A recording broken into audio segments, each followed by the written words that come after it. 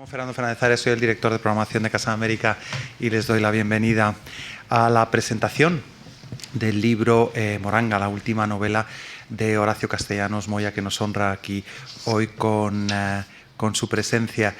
Le acompañan el Ignacio Echevarría, crítico literario, y el escritor argentino Patricio Prón, que van a desarrollar una conversación, un conversatorio en torno al libro. Hemos contado ya con la presencia con el placer de la presencia de Horacio Castellanos en esta casa en varias ocasiones, en el año 2004, en el año 2010, en la Semana de Autor Roberto Bolaño fue cuando estuvo, creo que por última vez aquí con nosotros. La obra de Horacio Castellanos toma forma en un indagar crítico de las huellas de la violencia, la guerra y el desarraigo a través de personajes que se debaten entre la necesidad de reinventarse y su incapacidad para desprenderse del pasado. Con esta nueva novela, Moronga, Horacio Castellanos Moya aborda las heridas del exilio y del desencanto de la lucha revolucionaria en manos de dos hombres marcados por el tiempo. José Celedón, que es un exguerrillero salvadoreño escondido en una vida anodina y gris en los Estados Unidos, y Erasmo Aragón, un compatriota suyo, también salvadoreño, enfrascado en resolver las intrigas que llevaron a la muerte de una tercera persona, Roque Dalton.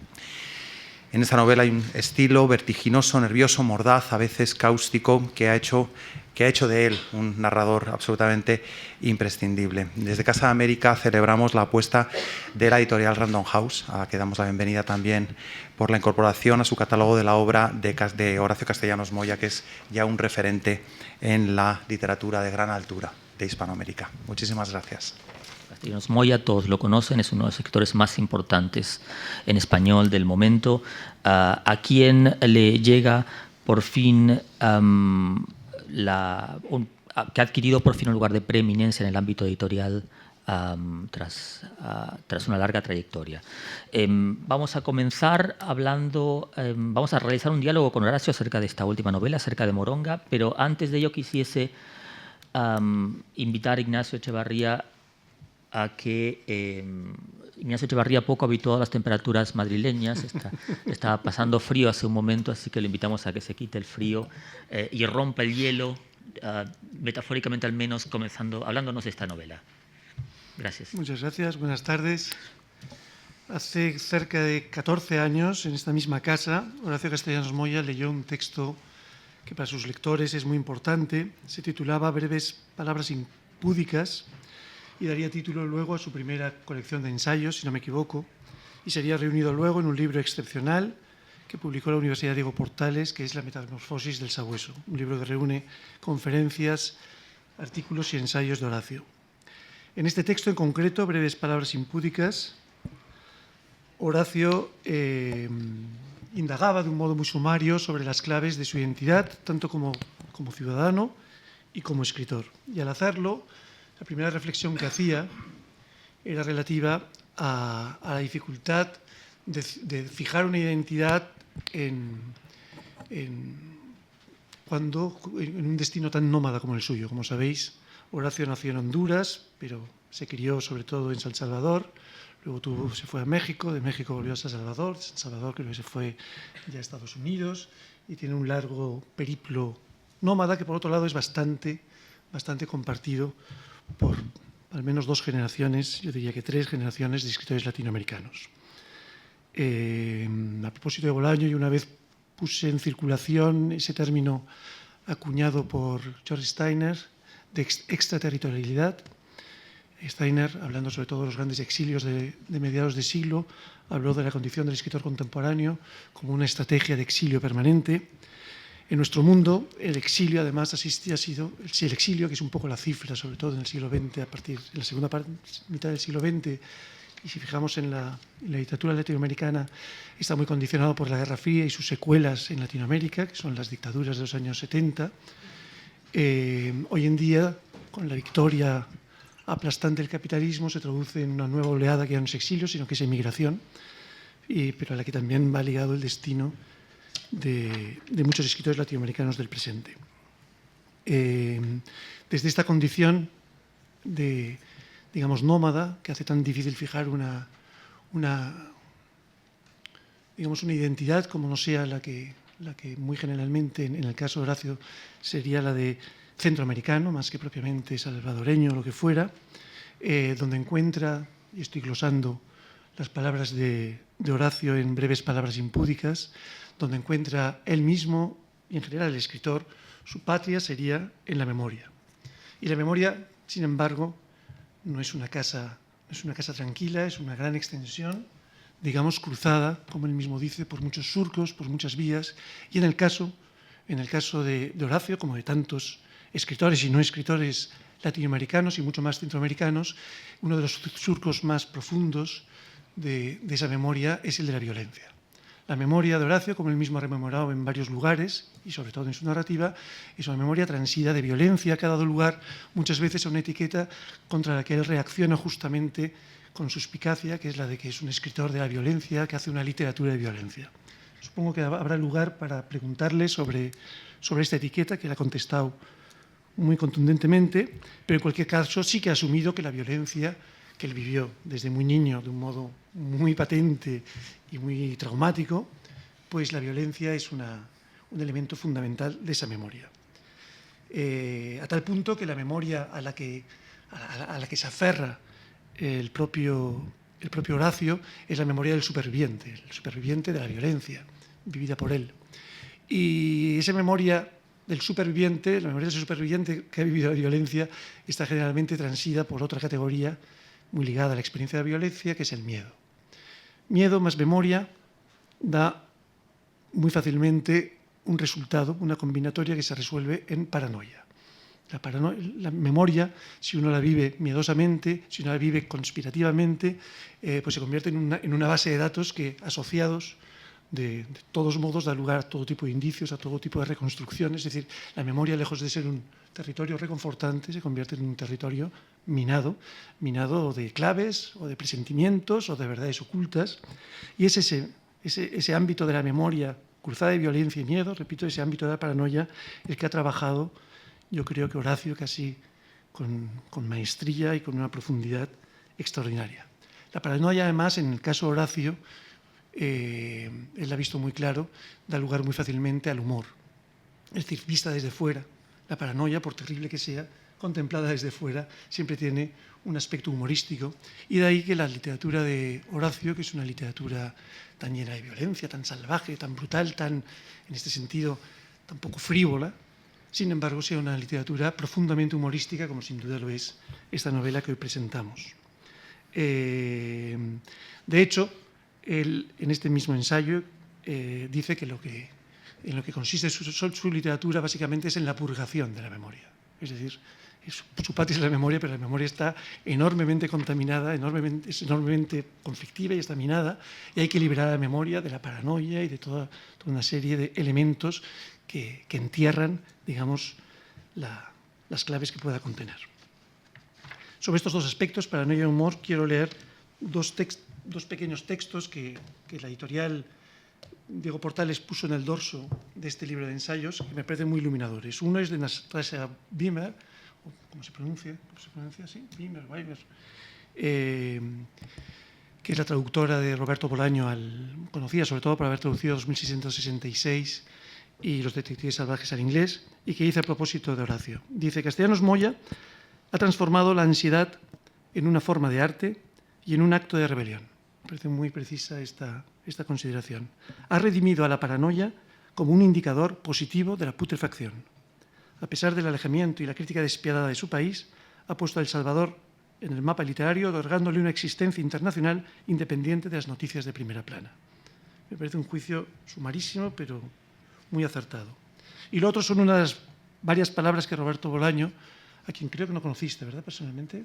Sí, lo llegaste a conocer una vez, sí. Que Roberto Bolaño dijo sobre Horacio, a quien admiraba mucho y muy sinceramente. La verdad es que hay un montón de cruces y de afinidades, y la comparativa entre los dos escritores da lugar a muchas cosas apetecibles de discutir, pero él dice: su humor ácido, similar a una película de Buster Keaton y a una bomba de relojería, amenaza la estabilidad hormonal de los imbéciles, quienes al leerlo sienten el irrefrenable deseo de colgar en la plaza pública al autor. La verdad no concibo honor más alto para un escritor de verdad. Bueno, hechas estas consideraciones sobre Moronga, una novela con la que Horacio ha publicado entre muchos años en Tusquets, pasa a Random House, creo que no podía hacerlo con el mejor modo, con una novela inusualmente gruesa para lo que es su trayectoria, y una novela además que refunde, digamos, dos de las... Horacio es un escritor de varios tonos y en esta novela confluyen dos de sus líneas narrativas y las combina, y el resultado es realmente espectacular. Quiero observar que Horacio es un escritor tardío, publica su primer libro creo a los 31 años, si no me equivoco, o sea, relativamente tardío, ¿no?, para ciertos paradigmas de carrera, y es un escritor además que ha ido construyendo su mundo literario de un modo muy concienzudo y muy coherente. Aunque todas sus novelas admiten una lectura individual, completamente exenta, sin embargo, quien lee su obra, ya sea en continuidad o lee varias de sus novelas, enseguida detecta la repetición de personajes, de escenarios, de ciertos motivos, que da a las lecturas de sus novelas una especie de profundidad de campo muy sugerente. En este sentido, yo lo compararía en la narrativa española un poquito como sería, en un ámbito completamente distinto, pero Juan Marsé, ¿no?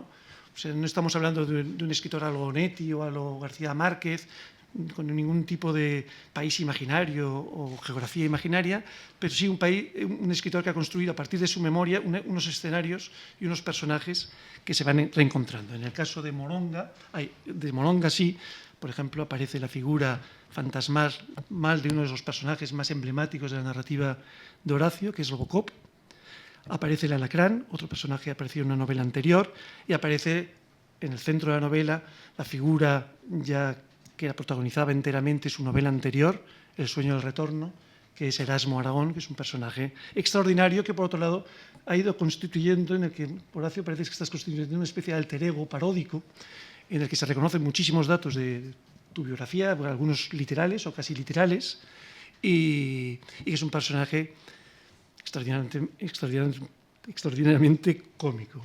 La maestría con la que maneja este personaje, que es un paranoico, es decir, es la encarnación de esta nota tan específica de la literatura de Horacio, que es la paranoia, la maestría con la que escenifica la paranoia en algo que es a medias humorístico y a medias trágico y a medias aterrador, es realmente magistral. Y en esta novela, como ya he señalado, lo magnífico es que junta Horacio una novela como El baile con serpientes, es decir, su vena más fría, más metálica, más salvaje, más violenta, construida con un estilo muy conciso, muy propio de la novela criminal o la novela negra, y que da lugar a la primera parte, protagonizada, ahora no me acuerdo el nombre, sí, por José Celedón, una especie de ex guerrillero y candidato a pistolero, y combina eso. Pues la primera parte de la novela es una novela negra en el sentido más oscuro del término,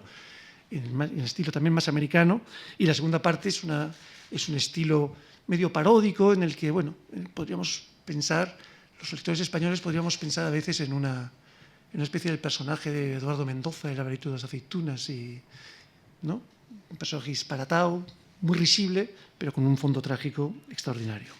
La mezcla de estos dos registros, repito, la combinación y su resolución en un episodio final, que es una especie de atestado policial en esta novela, es algo, además de desopilante, es algo extraordinario estilísticamente, porque son dos registros completamente distintos que combinan, además los dos escritos en primera persona, y combinan extraordinariamente. No, en primera persona el primero no. Perdona, ahora tengo un corte. Sí, también, ¿no? Sí. Vale. Bueno, el efecto sería como, no sé, en realidad es como juntar una película como El mito de Bourne o la serie que hizo Matt Dillon, esta de, habéis visto todos vosotros, una saga cinematográfica de 4 películas, de una especie de asesino ex agente de la CIA, con una película de Woody Allen, o lo que sería mezclar Breaking Bad con el gran Lebowski, ¿no? Digamos que hay una especie de química que, por otro lado, al lector le resulta muy familiar y cuyo efecto, repito, es muy potente. Y en cualquier caso, los dos personajes, tanto José Celedón como Erasmo Aragón, voy terminando, emblematizan estos dos extremos de de la literatura de Horacio, que son la violencia por un lado y ese efecto de la violencia, que es la paranoia, y que dan lugar a dos tipos humanos. El uno sería el robot. Es decir, hay un momento que en esta novela José Celedón habla de la ablación, o sea, no, lo dice Erasmo Aragón, habla de un país o unos países, los de Centroamérica, en los que la mayoría de los ciudadanos han sufrido una ablación emocional. Este sería un término muy adecuado para describir al personaje de José Celedón, que por otro lado es un personaje, bueno, repito, como el Bourne de Matt Dillon, es el actor, ¿no? Matt Damon, no, Dillon es otro, Matt Damon, y es un personaje frío, más sentimental, seco, es una especie de robot un poco más humano que el Robocop de otras novelas, pero que va por ahí. Mientras que el otro, repito, que es una especie de Woody Allen nervioso, histérico, enormemente irrisible y enormemente trágico, que confiesa él mismo sentir un miedo constante a sentirse como un impostor o como un infiltrado, ¿no? Y la verdad es que el escenario de esta novela, uno de los aciertos de esta novela es que describe desde dos puntos de vista muy extremos y muy distantes, describe realmente una sociedad, la nuestra, hipercontrolada, hipervigilada, en la que la ciudadanía, cualquier ciudadano, tiene muchos motivos, incluso en nuestra propia sociedad, la española, para sentirse paranoico, para sentirse vigilado. Y bueno, la construcción un poco de este efecto de vigilancia, de este efecto de paranoia, de gran hermano un poco, es realmente extraordinario. Un poco y también algo que la narrativa contemporánea, sobre todo la narrativa cinematográfica contemporánea, ha hurgado de un modo a veces muy trivial, pero muy insistente, que es la idea de un mundo construido de espionaje y contraespionaje en el que es casi imposible saber quién es el enemigo, ¿no? Esto es algo que también en esta novela está muy bien descrita desde dos puntos de vista muy opuestos, ¿no? La idea de que la verdad ya no está en ningún lado, que el enemigo no sabemos quién es y que muchas veces quienes parecen entre sí enemigos están conectados. Algo que ha tratado él en uno de los ensayos reunidos en este libro, un ensayo soberbio sobre la violencia y la política. Tiene dos artículos, ahora no me acuerdo a cuál me refiero. Tiene uno sobre la violencia en la literatura latinoamericana y otro sobre la política en la literatura latinoamericana. Y en uno de ellos describe muy bien la idea, respecto a la violencia, la idea de lo que él llama el reciclamiento de la violencia, ¿no? Países que han vivido en un estado de violencia tan intenso y tan continuado, como es el caso de El Salvador, durante los años de la guerrilla, que luego lo que queda es una población adiestrada en el asesinato, ¿no? Y en una violencia y de seres humanos que solo se pueden reciclar pues siendo policía secreta o guardaespaldas o pistoleros de cárteles de la droga o sencillamente infiltrados de agentes secretos. Entonces todo esto construye también una vinculación que nos es muy familiar, sobre todo a través del cine, de un mundo en el cual, bueno, pues la CIA puede estar financiando a la mafia puede estar ligada a los jeques del petróleo ligados con una locura absoluta, ¿no? en la que el ciudadano queda completamente aterrado de su indefensión. Él habla también, Horacio, de una cultura de la violencia y a propósito de esa cultura de violencia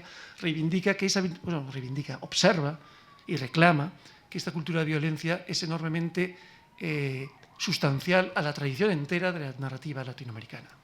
Y yo estoy con él en esto, es decir, la violencia está desde el principio en la narrativa latinoamericana y él se remonta a ejemplos muy remotos, sobre todo de las novelas de dictador o las novelas de la Revolución de México, pero yo me iría todavía más atrás y me iría a las crónicas de Indias y sobre todo al gran libro de Bernal Díaz del Castillo, la historia de la conquista de la Nueva España, que como recordaréis, aparte de narrar durante 1000 páginas atrocidades sin fin, acaba con algo que también está latente en la literatura de Horacio, como lo está en la de Bolaño, que es el inventario de muertos. Recordaréis que la historia de la conquista de Nueva España termina con Bernal Díaz, que cuenta con más de 80 años, recordando uno por uno a sus compañeros de conquista, y va diciendo que murió de su propia muerte, creo que dice, que es una expresión preciosa para decir que murió de viejo, y los otros dos murió devorado por los indios, murió violentamente, y va diagnosticando el modo de muerte de cada uno. Es un inventario impresionante que se parece mucho a estos inventarios que que ha hecho Bolaño a veces en su narrativa, y que está latente también, por ejemplo, en este libro, en un momento dado, en que el personaje de de Aragón, de Erasmo Aragón, recordando su pasado, dice, perdona, porque me gusta mucho cómo lo dice,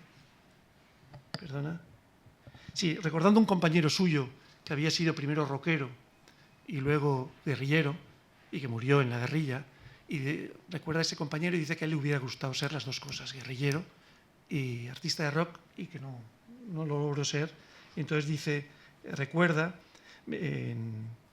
como dice, me sumía extasiado imaginando que era yo quien la cantaba, una letra adaptada en español a la pérdida de mis amigos de la colonia, y mencionaba el Choco Guayo, que había muerto ametrallado desde un helicóptero en un zacatayal de Soyapango.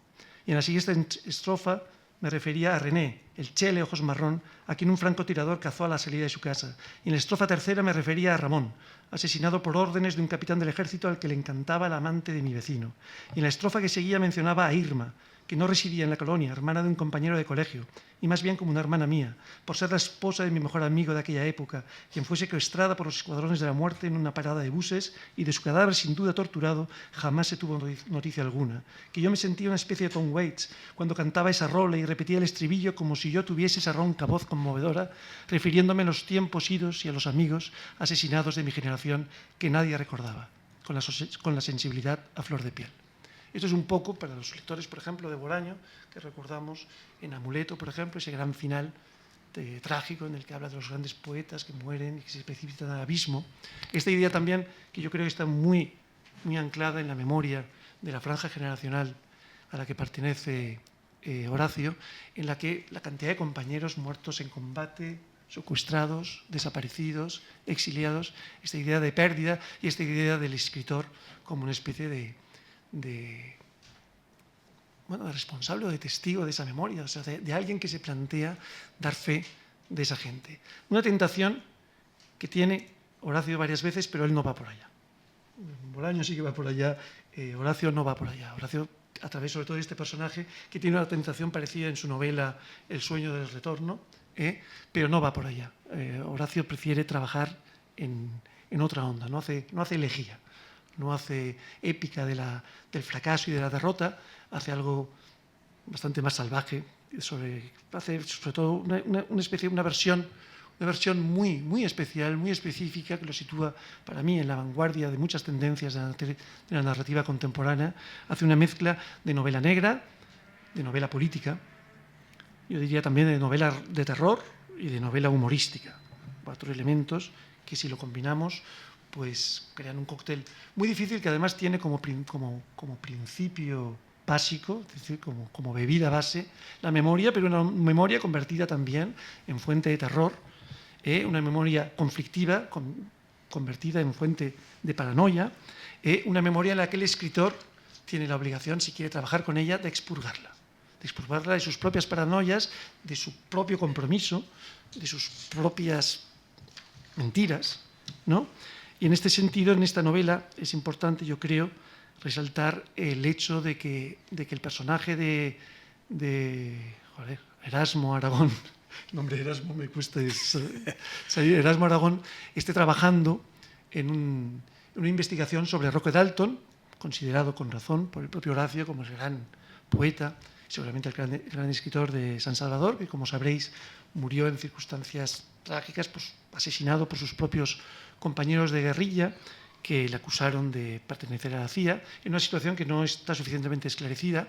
Como os he dicho, este personaje de Erasmo Aragón es un alter ego de Horacio, que ha trabajado profundamente sobre Roque Dalton. De hecho, en el año 2014 publicó en la página de Iowa Literaria, en la universidad donde él imparte clases, en 4 entregas, un largo ensayo sobre la correspondencia de Aída Cañas, que había sido la mujer, ¿no? La esposa, ¿no? Iba a ser, de Roque Dalton. Y la verdad es que Roque Dalton aquí también funciona, no tanto Roque Dalton como la memoria de Roque Dalton, como una especie de metáfora de la dificultad de abrirse paso, o sea, de encontrar la verdad dentro de la memoria, ¿no? Y la dificultad de abrirse paso incluso desde un punto de vista ideológico, ¿no? Dentro del laberinto de tradiciones y de en fin, y de partidismos que dio lugar primero a la guerra civil, en el caso de del Salvador, luego a la terrible connivencia de la guerrilla con la plutocracia o la derecha, los dos que habían combatido, la perpetuación de una clase política que bebe de los dos bandos, y en fin. A este respecto quería leer, hay un momento, a ver si lo encuentro porque no tenía previsto hacerlo, pero se me ocurre ahora, hay un momento relativo a Roque Dalton, precisamente, y con esto termino, que tú hablas, a ver si lo encuentro, ay, qué rabia. Bueno, pues me lo voy a encontrar. Perdona un minuto, ¿eh? Estoy un poco empeñado. ¿Tú te acuerdas en cuál era? Cuando hablas de la relación con Benedetti, tú lanzas un poco la idea, no lo aclaras tú, para que te voy a estar buscando yo el texto si te tengo aquí al lado, que absurdo, de vicios de estudiante, ¿no? Tú hablas de que, bueno, los indicios de que Roque Dalton fuera un poco entregado, no tanto por, o sea, aunque fue asesinado por un compañero de guerrilla, que un poco la instrucción o la inducción del crimen viniera por su enemistad con los cubanos, ¿no? En cualquier caso, hablas del paso último de Roque Dalton por Cuba, pues, corrígeme si hablo mal, de sus disputas con los intelectuales y con los políticos cubanos, del papel que en eso tuvo Benedetti, ¿no? Y de la ironía que supone que luego la poesía de Roque Dalton fuera recogida por Benedetti, ¿no? O sea, el hecho de que la memoria de Roque Dalton en el fondo queda preservada, queda, digamos, canonizada a través de un poeta que a lo mejor tuvo implicaciones en las corrientes que, no me atrevo a decir más, porque él sabrá más y nos querrá decir, pero digamos, Roque Dalton, gran poeta asociado a la guerrilla, muerto por una especie de mezcla de la CIA y no se sabe qué, O sea, la idea del crimen de Roque Dalton, que permanece todavía hoy como una especie de enigma, yo creo que funciona en esta novela. No lo parece porque en buena medida es en clave paródica, pero funciona como una metáfora de la difícil verdad que la memoria esconde, ¿no? Y con estas palabras yo creo que ya podemos pasar al diálogo, ¿os parece? Gracias, Ignacio. Gracias. Ignacio mencionaba naturalmente el que es uno de los, diría yo, de los tres ejes de tu obra, Horacio, la violencia. Y sin embargo me gustaría a mí destacar algo que también Ignacio mencionaba en su presentación, que es la importancia de las voces narrativas en tu trabajo. Déjame que comience este diálogo con una pregunta muy simple que es propia, si acaso, de tus alumnos de Iowa.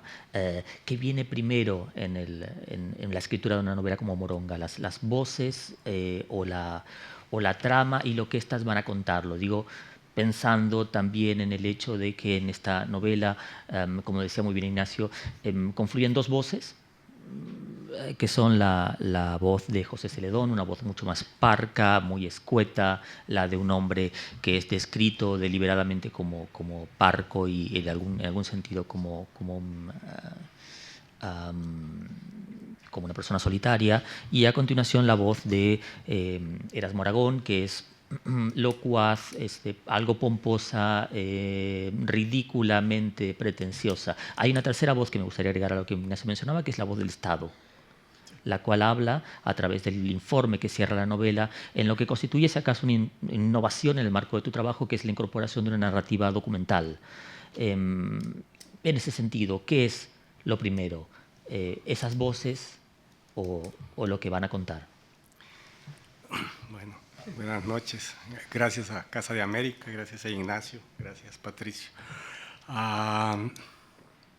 Mira, en este caso hay dos procesos. Un proceso es la voz de Aragón, que es una voz que yo ya tenía. Entonces la voz estaba antes que la historia, porque la voz ya venía del Sueño del Retorno, así es que la voz había quedado sonando de la novela anterior, entonces fue muy fácil montarme en esa voz.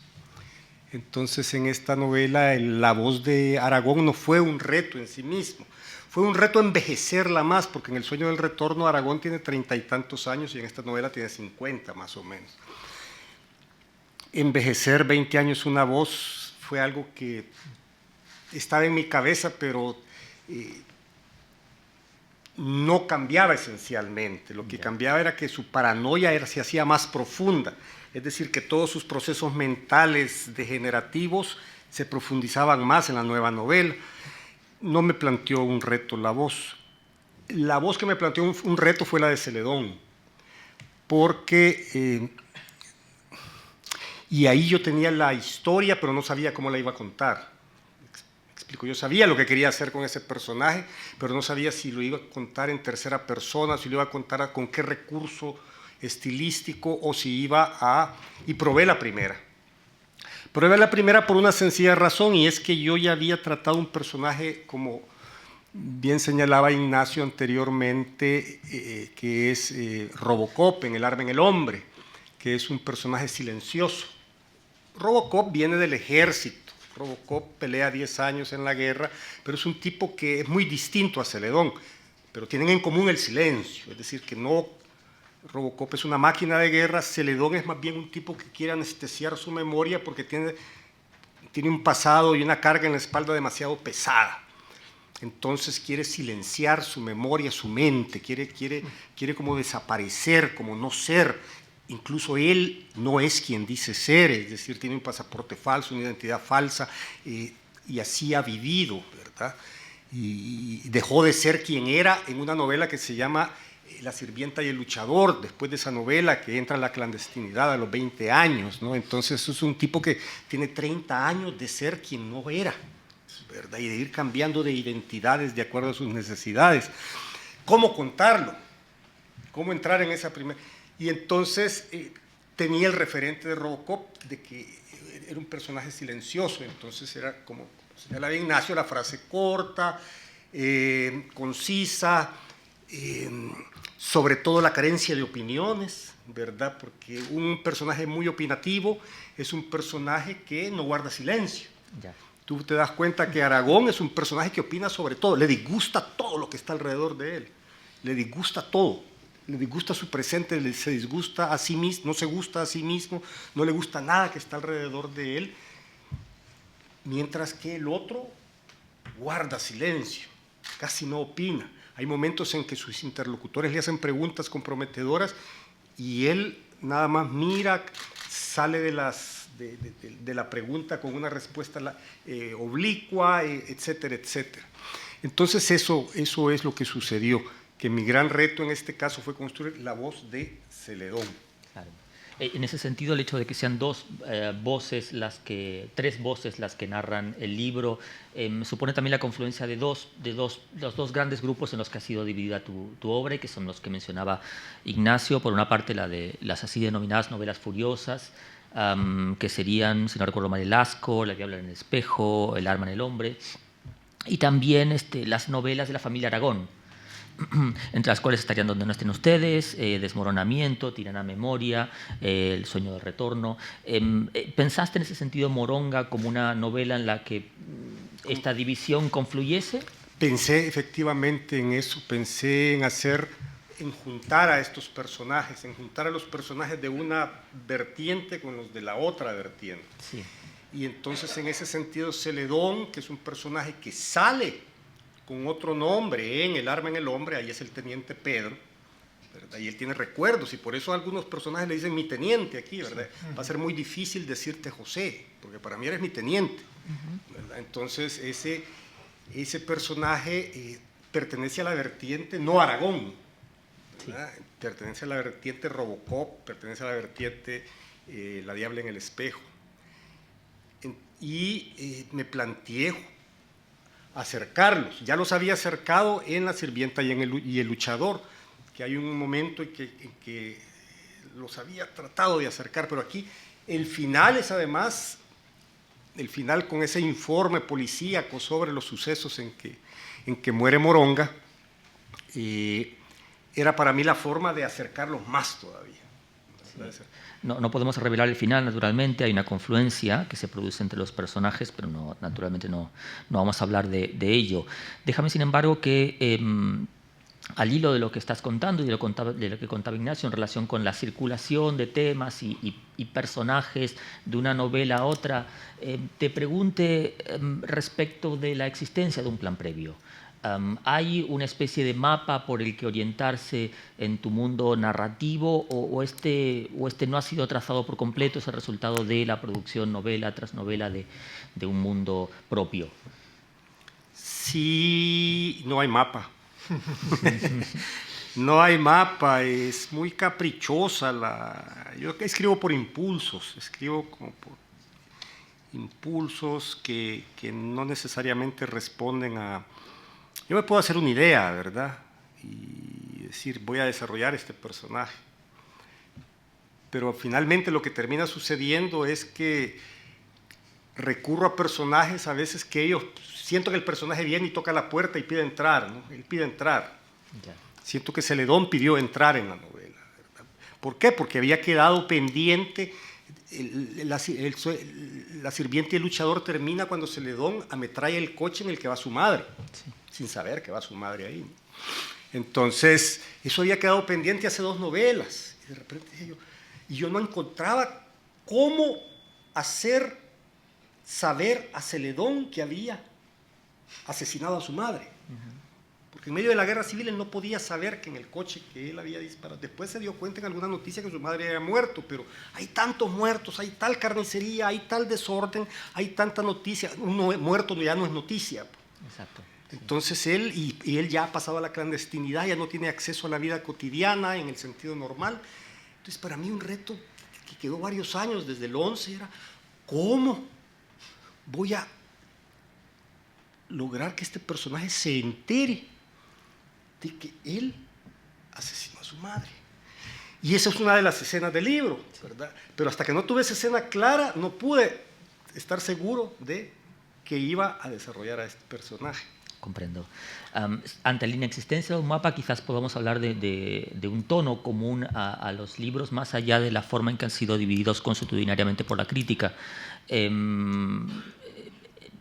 Es lo que Ignacio denominaba la paranoia, es lo que quizás yo, apropiándome de un término acuñado por Ricardo Piglia, denominaría un realismo paranoico, que viene además de Burroughs, de William Burroughs, pero en el marco del cual, digamos, en el marco de cuyo tratamiento por tu parte, esta novela tiene un lugar muy especial. Aquí todos los personajes tienen un doble fondo. Para quienes no hayan leído el libro todavía, el libro está presidido por las acciones de espionaje o por las instituciones que espían a quienes pertenecen a ellas. Hay un espionaje por parte de la universidad, del que participa José Celedón. Hay un espionaje de las bandas de narcotraficantes, las cuales a su vez también derivan sus prácticas de las prácticas que tuvieron lugar en el marco de la guerra civil, o las diferentes guerras civiles en Centroamérica. Hay un espionaje de la CIA a quienes intentan penetrar en los archivos norteamericanos, los archivos oficiales. Hay un espionaje incluso de la policía local de las ciudades norteamericanas del Medio Oeste. Hay aún más un espionaje de las mujeres despechadas que desean pillar a sus maridos digamos, llevando a cabo ciertas prácticas para, desde luego, de esa forma obtener un mejor acuerdo de divorcio. En la novela se pregunta específicamente si se puede confiar en alguien. Esta es una pregunta que se hace Erasmo Aragón, es una pregunta que permanece sin respuesta en la novela y que por consiguiente, digamos, como lector de ella, tengo que preguntarle a su autor.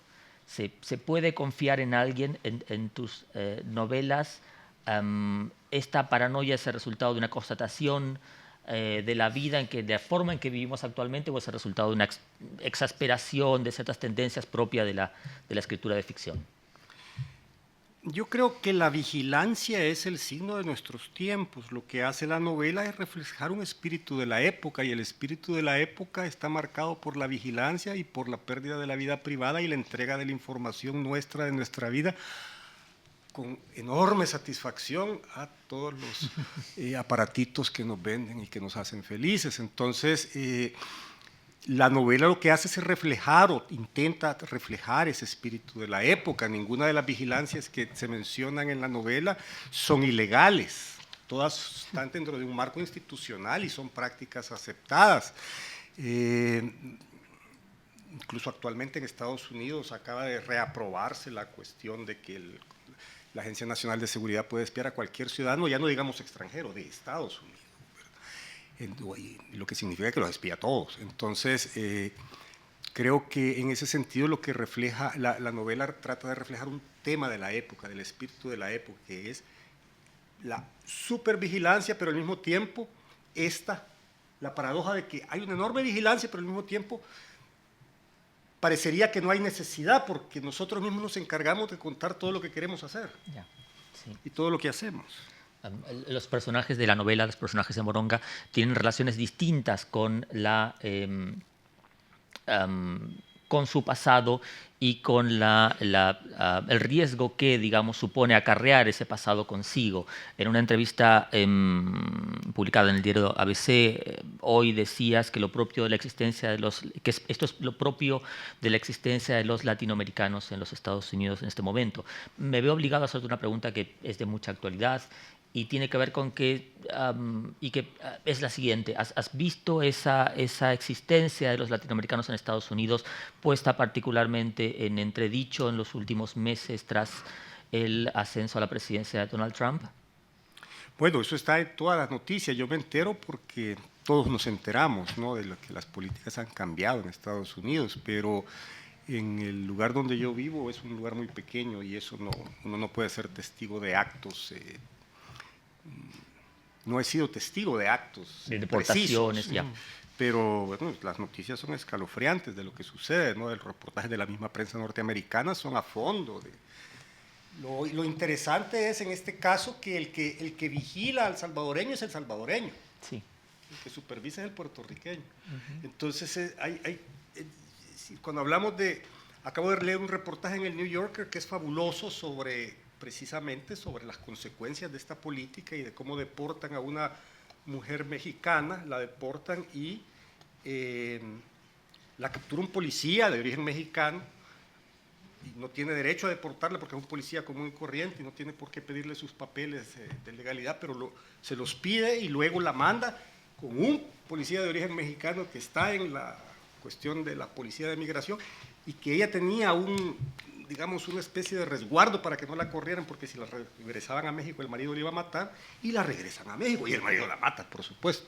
Entonces, es muy complicado. Ya. Me explico, ahí se entrecruzan muchas cosas en todo esto. Y evidentemente hay una política declarativa muy fuerte, y también hay una política real de deportación, pero los números no sé hasta dónde habrán cambiado. Durante la administración Obama se deportaba muchísima gente también. Ya. Solo que no se contaba. Exacto. Volviendo al tema más específicamente literario, en relación con lo que mencionaba Ignacio, en breves palabras impúdicas, tú realizas un texto, por otra parte, leído en esta casa, en 2004, si no me equivoco. Haces lo que posiblemente sea la mayor síntesis de tu poética y que tiene que ver con una adhesión a la memoria, una pertenencia a la memoria que nos soslaya la escritura de ficción. Te reivindicas, te dices perteneciente a un territorio que es el de la memoria, una memoria que Ignacio sostenía que debe ser purgada, una memoria que es conflictiva, pero a su vez te reivindicas como escritor de ficciones. En ese sentido, muchos hechos narrados en tus libros tienen un fondo autobiográfico sin que necesariamente tus libros lo sean. Hay un rechazo, diría yo, a una equiparación de una escala de 1 a 1 con los hechos que componen tu vida real. Déjame que te pregunte, en un marco en el cual además se discute mucho acerca de la autoficción y demás, ¿cómo encaras el tema? ¿Qué relación estableces entre los hechos autobiográficos y los que atribuyes a tus personajes en las novelas como Moronga? Mira, lo que yo hago es que a algunos personajes, a los personajes que son cercanos a mi mundo, porque tengo personajes que son muy lejanos a mi mundo, como Celedón, o como el torturador, el vikingo, o como... hay muchos personajes que son personajes profundamente de ficción y que no les puedo dar mis rasgos porque no hay correspondencia entre la clase media y el sector al que ellos pertenecen. Y las experiencias de pertenecer a una clase media y tener una vida intelectual y esto. Pero cuando hay personajes que sí pertenecen a, como el profesor Aragón, ¿verdad? Lo que yo le presto son anécdotas. Le presto un vestido, ¿verdad? Le presto un vestido. Prestarle un vestido a un personaje no es un reto, ¿verdad? Se le presta el vestido. El reto es crear la mentalidad, la visión de mundo y la intensidad mental que no son las tuyas, ¿verdad? Es decir, realmente despojarte de quién sos y convertirte en esta criatura que estás creando, en esta criatura que estás configurando con una mente que si yo la tuviera estaría loco. Me explico, en el sentido de la velocidad mental con que él entra en sus procesos de paranoia. Así es que sí, algunas veces sí, y lo hago con toda desfachatez, ¿sabes? Ya. Prestarle el saco, pues, o prestarle un par de calcetines. Sin embargo, en este caso específico, tanto Celedón como Erasmo Aragón, como el viejo, uno de los personajes de la novela, comparten algunas características comparten contigo el hecho de, digamos, tener El Salvador como claro, el centro de sus vidas. En ese sentido, tengo que hacerte una pregunta ingenua. ¿Piensas estos libros como una contribución a lo que podríamos denominar la memoria colectiva de los hechos trágicos del pasado reciente en El Salvador, o, digamos, no está entre tus intereses contribuir a ese tipo de literatura? No, en realidad si me planteara eso no escribiría. Me explico, porque no, yo creo que para eso uno escribe ensayos, no, escribe, hace investigaciones sobre los hechos atroces o sobre las circunstancias históricas en que han sucedido eventos. Yo no creo que con la ficción uno llegue a la verdad histórica. Uno crea una verdad de ficción que puede llevar al lector a hacerse preguntas sobre lo que sucede en su vida real, pero eso no es una contribución necesariamente a la memoria. Te voy a poner un ejemplo. Yo escribí una novela que se llama Tirana Memoria. Valga la repetición, Tirana Memoria, que es una novela que sucede la mayor parte en el 1944, que es un golpe de Estado y una huelga general que se dio contra el dictador de esa época en El Salvador. Y cuando yo junté toda, es la única novela que yo he escrito juntando información histórica, es decir, que hice una investigación histórica a fondo para ponerme después a escribir la novela y crear los personajes. Y los personajes terminan siendo los abuelos de Aragón, ¿verdad? Pero cuando yo me confronté con los hechos, me dije, sí, que si yo quiero seguir estos hechos y contar el golpe de Estado, pues mejor me hago historiador. ¿Ah? Yo voy a agarrar estos hechos y los voy a utilizar de acuerdo a como la trama me lo exija, ya como el y los voy a ver desde los personajes, y los voy a ver desde la verdad de los personajes, que va a ser probablemente totalmente tergiversada si las comparas con la versión oficial que se pueda tener de la historia. Entonces, a mí no me resulta muy interesante creer que a través de mi ficción se va a iluminar algo sobre la verdad de los procesos históricos. Yo creo que la ficción uno la escribe porque la necesita escribir, y uno la escribe porque tiene historias que contar, y esas historias que tiene que contar, cree uno que van a entretener al lector como lo están entreteniendo a uno cuando las escribe. Ya. Tenemos 10 minutos para preguntas del público, por el caso de que las haya. Mientras el público en la sala se anima a preguntar, adelante. Yo quería preguntarte, creo que hay un acento de este libro, de la narrativa en general de Horacio, que hay que enfatizar, porque lo político y lo violento lo absorbe demasiado, que también son novelas muy sensuales. El sexo desempeña un papel muy importante, yo creo que además, yo diría de un modo casi creciente. Y en este caso el sexo queda incluido dentro de este sistema paranoico de control, ¿eh? Es decir, creo que trabajas muy bien como el deseo sexual, ¿no? Casi como lo más íntimo del personaje, queda transido también por una paranoia de vigilancia, de amantes, o de la presunción de que la persona que uno se liga en el fondo viene a investigarla, o a observarla, o a denunciarla. No, supongo que es una cuestión idiosincrásica, medio idiosincrásica y a mitad programática. Y lo que te quería preguntar vinculado a esto, aunque es otra pregunta, es si tu experiencia, después de tu experiencia centroamericana, que digamos que es la más larga, si al haberte ido a Estados Unidos, al territorio enemigo, entre comillas, si trabajar allí en años continuados, trabajar en el marco cultural de una literatura como la norteamericana, es una literatura en la que ese estilo breve, la novela negra, el lenguaje que llamaba Camus, ese estilo breve y violento de contar la vida, digamos, es una caja de resonancia muy específica para una literatura como la tuya. Si de algún modo esa convivencia o esa vivencia, esa vida en Estados Unidos, no diré porque es evidente que no ha transformado tu literatura, pero ¿de qué modo te has adecuado con ella? ¿Cuál es tu relación con la tradición norteamericana, no solo latinoamericana?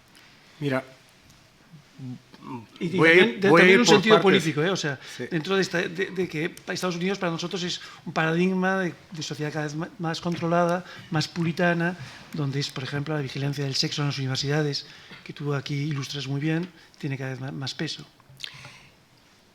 En ese sentido también la novela quisiera reflejar un espíritu de la época, y el espíritu de la época está en el profesor Aragón, ¿no? que es un tipo que vive una profunda paradoja entre lo que es el mundo de la reglamentación sexual y el mundo de la gran industria de la pornografía. Me explico.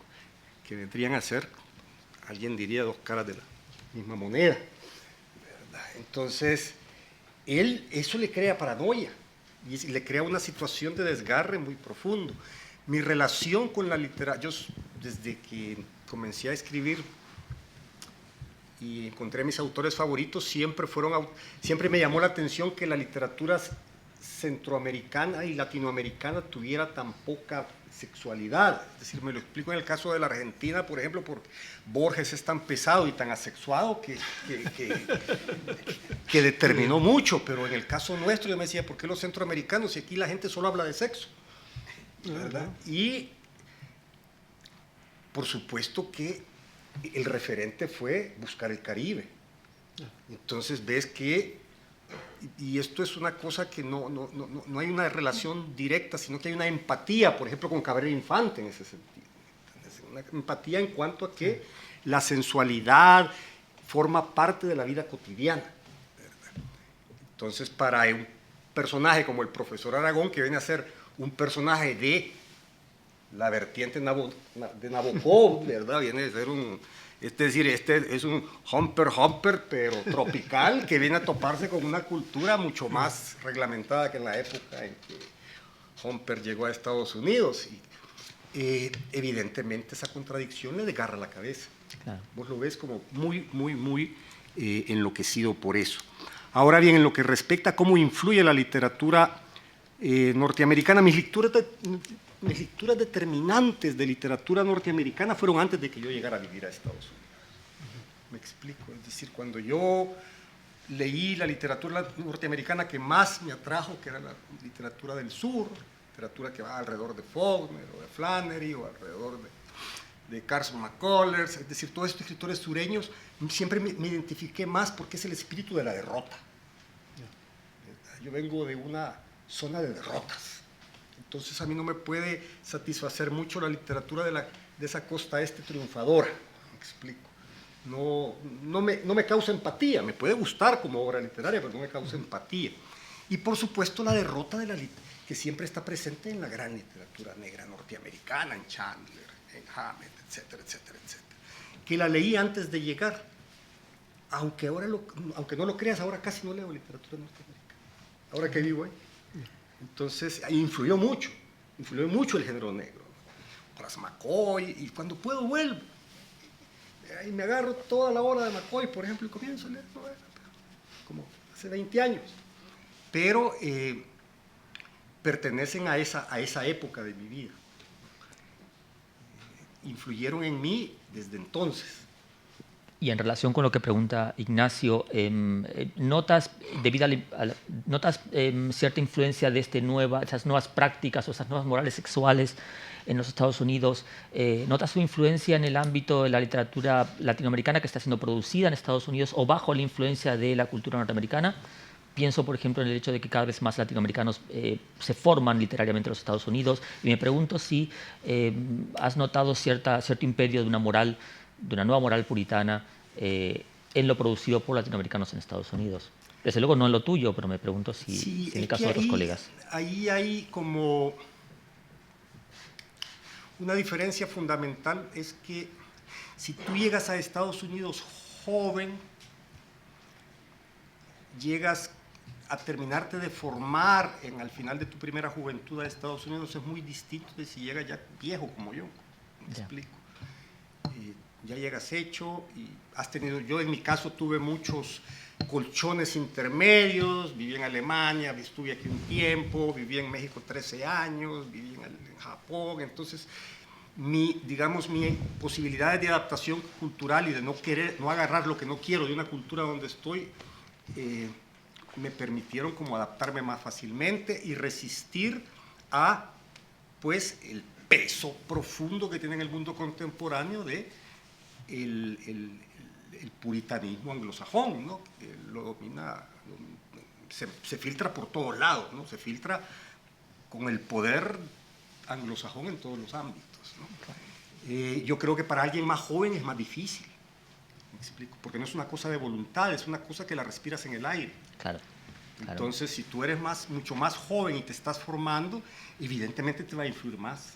¿Verdad? Si tú ya eres un viejo ya terco, ya es más difícil que las cosas te entren.